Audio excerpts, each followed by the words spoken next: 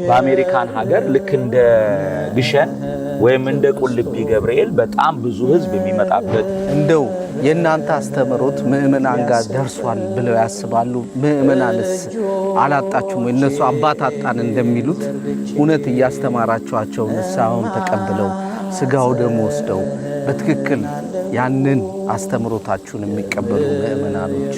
የምናስተምረው ትምህርት የምናገለግለው ዛሬ ካህናቱ መምህራኑ የሚያገለግሉት አገልግሎት ሁሉ ሜዳ ላይ ቀርቷል ማለት አይቻልም።